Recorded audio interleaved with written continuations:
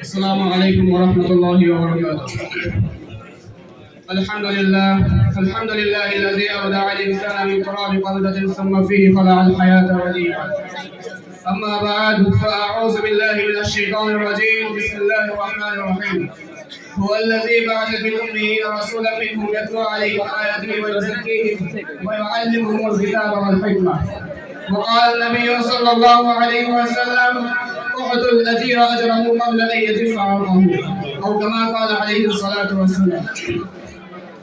আলহামদুলিল্লাহ, অবকাশ সরকারি ছাত্র পাঠাগার কর্তৃক আয়োজিত বার্ষিক প্রতিযোগিতা পুরস্কার বিতরণ অনুষ্ঠানের সত্যকে সম্মানিত মর্যাদা জলসার সম্মানিত উপস্থিত সভাপতি, সুদক্ষ পরিচালক এবং নির্দিষ্ট অভিজ্ঞ বিচারক মণ্ডলী, আমার সামনে উপস্থিত বাংলার বিভিন্ন অঞ্চল থেকে আগত এলিমের বিকাশে বিকশিত ছাত্র ভাইরা সম্পর্কে আমার পক্ষ থেকে আন্তরিক মুবারকবাদ জানিয়ে আজকে আমি আলোচনা শুরু করছি। সম্মানিত হাজির, নিশ্চয়ই আপনারা অবগত আছেন যে বিষয়টি নিয়ে বক্তব্য রাখার জন্য আজকে আমি এখানে দণ্ডায়মান হয়েছি। তা হচ্ছে রাষ্ট্র পরিচালনা রাসূল সাল্লাল্লাহু আলাইহি ওয়াসাল্লামের অবদান। মহান আল্লাহ তাআলা তৌফিক দান করলে এই বিষয়ে সামান্য কিছু আলোচনা করব ইনশাআল্লাহ। মুহতারাম হাজির, দুনিয়ার মানুষ যখন জাহেলিয়াতের কারণে নিজেদের আরো মাখা শিষ্টাচারিতা ভুলে গিয়েছিল, জানতো না তারা নিজের পরিচয়, নিজের স্রষ্টার পরিচয়, তারা ভুলে গিয়েছিল সুষ্ঠু সমাজ কাকে বলা হয়, ভুলে গিয়েছিল তারা একটা সুষ্ঠু সমাজ, একটা নারীর অধিকার, একটা শিশুর অধিকার কতটুকু। ঠিক এমন একটা নাজুক পরিস্থিতিতে এই সভ্য অসভ্য মানুষগুলোকে সভ্য করার জন্য, এই দিকহারা মানুষগুলোকে সঠিক পথ দেখানোর জন্য আরবের ওই উত্তপ্ত মরুভূমির মা আমিনা করে মহান আল্লাহ তাআলা এমন একজন মানুষকে পাঠালেন যার আগমনের সুসংবাদ হযরত মুসা আলাইহিস সালাতু ওয়াস সালাম, হযরত ঈসা আলাইহিস সালাতু ওয়াস সালাম দিয়ে গিয়েছিলেন, যার আগমনের কারণে গোটা আরব আলোকিত হয়ে গিয়েছিল। তিনি আর কেউ নন, আমার আপনার প্রাণপ্রিয় নবী, আখির জামানার সর্বশেষ নবী, সাইয়্যিদুল আম্বিয়া ওয়াল মুরসালিন রাসূলুল্লাহ সাল্লাল্লাহু আলাইহি ওয়াসাল্লাম। মুহতারাম হাজিরিন, যার রাষ্ট্র পরিচালনা সম্পর্কে স্বয়ং আল্লাহ তাআলা নিজেই কোরআনে সাক্ষ্য দেন, হুয়াল্লাযী বা'আসা ফিল উম্মিয়িনা রাসূলান মিনহুম ইয়াতলু আলাইহিম আয়াতিহি ওয়া ইউযাক্কিহিম ওয়া ইউআল্লিমুহুমুল কিতাবা ওয়াল হিকমা। অর্থাৎ তিনি তাদের মধ্যে থেকে এমন একজন মানুষকে, এমন একজন মুমিন মানুষকে রাসূল হিসেবে পাঠিয়েছেন, তিনি তাদেরকে আল্লাহ তাআলার আয়াত শোনাবেন, তিনি তাদেরকে হিকমত এবং প্রজ্ঞা দান করবেন। মুহতারাম হাজিরিন, রাসূল সাল্লাল্লাহু আলাইহি ওয়াসাল্লাম নিজের ব্যক্তিগত জীবন থেকে নিয়ে শুরু করে পারিবারিক জীবন, সামাজিক জীবন, রাজনৈতিক জীবন সহ সমাজের আন্তর্জাতিক পর্যায়ে প্রতিটা সেক্টরে সমাজের শান্তি ও নিরাপত্তার অধিকার দিয়েছেন। ব্যক্তিগত জীবন থেকে শান্তি ও নিরাপত্তার অধিকার রাসূল সাল্লাল্লাহু আলাইহি ওয়াসাল্লাম আল্লাহ তাআলা বাণী ঘোষণা করেন, ইয়া আইয়ুহাল্লাযীনা আমানু লা তাদখুলু বুয়ুতান গায়রা বুয়ুতিকুম হাত্তা তাসতানিসু ওয়া তুসাল্লিমু আলা আহলিহা। হে ঈমানদারগণ, তোমরা নিজের ঘর ব্যতীত অপর কারো ঘরে অনুমতি ব্যতীত প্রবেশ করো না। সামাজিক সম্পত্তি আদায় করতে গিয়ে এবং অধিকার আদায় করতে গিয়ে রাসূল সাল্লাল্লাহু আলাইহি ওয়াসাল্লাম বলেন, ওয়াতুল আজির আজরাহু ক্বাবলা আন ইয়াজিফা আরকাহু। অর্থাৎ শ্রমিকের ঘাম শুকানোর পূর্বে তাদের পারিশ্রমিককে দিয়ে দাও। রাষ্ট্র সামাজিক সংস্কৃতির গতিকে বাড়াতে রাসূল সাল্লাল্লাহু আলাইহি ওয়াসাল্লাম বলেন, ওয়ালা তাকরাবু যিনা ইন্নাহু কানা ফাহিশা ওয়া সাআ সাবিলা। তোমরা জিনার নিকটবর্তী হও না, কারণ এটা নিশ্চয়ই অশ্লীল এবং পাপাচার কাজ। মানুষের জান-মালের হেফাজত সম্পর্কে রাসূল সাল্লাল্লাহু আলাইহি ওয়াসাল্লাম আল্লাহ তাআলার বাণী ঘোষণা করেন, ওয়ালা তাকতুলুন নাফসাল্লাতী হারামাল্লাহু ইল্লা বিল হক। তোমরা তোমাদের মধ্যে থেকে যে নারী পুরুষরা মানুষের জান চুরি করে, কারণ মানুষের জান চুরি করে, তবে তাদের হাতগুলোকে কেটে দাও।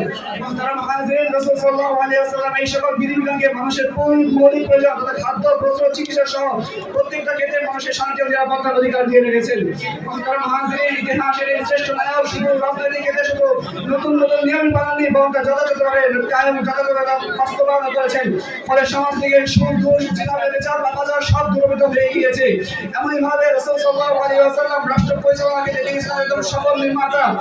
পশ্চাৎদের আইনবিধিগণ মানব অধিকারকে তারা বর্তমানকালে ধারণা করে মনে করে, কিন্তু তারা জানে না যে আজ থেকে প্রায় 1400 বছর আগে রাসূল সাল্লাল্লাহু আলাইহি ওয়াসাল্লাম নারী অধিকার, শিশুর অধিকার, প্রত্যেকটা মানুষের অধিকার সম্পর্কে রাসূল সাল্লাল্লাহু আলাইহি ওয়াসাল্লাম স্বাধীনতার অধিকার দিয়ে রেখেছেন।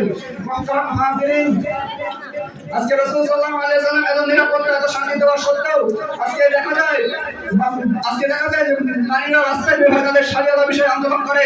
ওই সমস্ত লোকদেরকে আমি একটা কথা বলতে চাই, ইতিহাসের বইগুলোকে উল্টে দেখো, ইতিহাসের পুস্তকগুলোকে তোমরা একবার উল্টে দেখো। যখন নারী হয়ে জন্ম নেওয়াটাই ছিল অপরাধ, বাঁচার সামান্য কোনো অধিকার পর্যন্ত তাদের ছিল না, তখন রাসূল সাল্লাল্লাহু আলাইহি ওয়াসাল্লাম আইন করে নারীর অধিকার দিয়েছেন। এমনইভাবে রাসূল সাল্লাল্লাহু আলাইহি ওয়াসাল্লাম প্রত্যেকটা ক্ষেত্রে, সামাজিক ক্ষেত্রে রাসূল সাল্লাল্লাহু আলাইহি ওয়াসাল্লাম শান্তির অধিকার দিয়েছেন। মুহতারাম হাজিরিন, আজকে প্রতিশোধ গ্রহণের নামে মুসলমানদেরকে যেভাবে হত্যা করা হচ্ছে, মুসলমানদেরকে রক্তে রঞ্জিত করা হচ্ছে, ওই আদমের রক্তে খোদার জমিনকে রক্তে লাল রঞ্জিত করে দেওয়া হচ্ছে। আমি স্পষ্ট ভাষার সমস্ত লোকদেরকে জানিয়ে দিতে চাই, যেই নবী সমাজ শিষ্টাচারের জন্য নম্র ব্যবহার করেছিলেন, সেই নবী বাতিলকে বেশ সাহায্য করার জন্য তলোয়ার ধরে নিয়েছিলেন। মুহতারাম হাজিরিন,